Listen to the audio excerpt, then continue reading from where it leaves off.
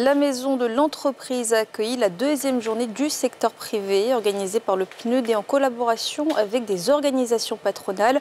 L'accent a été mis sur les opportunités d'investissement durable pour les entrepreneurs ivoiriens afin de concilier profit et responsabilité sociale et environnementale. Olivia Bimana, Nadja Eja et Fulgence Kissiedo.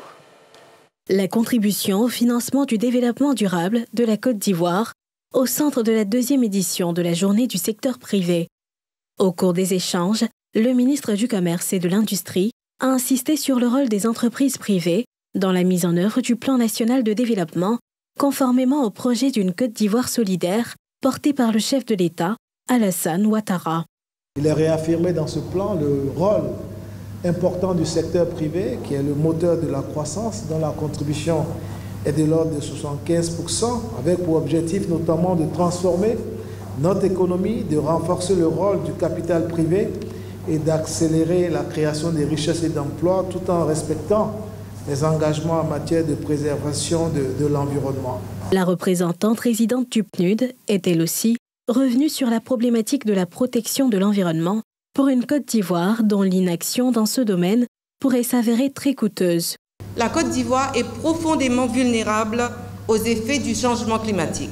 Si rien n'est fait, l'inaction pourrait coûter à l'économie ivoirienne jusqu'à 1 milliard de dollars d'ici 2050 en impactant les secteurs de l'agriculture, les infrastructures côtières, la santé, les ressources en eau, l'énergie et la biodiversité.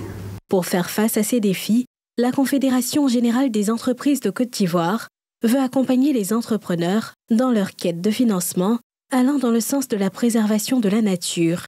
Il y a un certain nombre d'entreprises, en général assez grandes, qui déjà en leur sein se préoccupent des questions de climat, de planète, notamment dans le cadre de leur responsabilité sociétale. Et donc, elles font des initiatives, notamment dans les communautés, là où elles sont installées.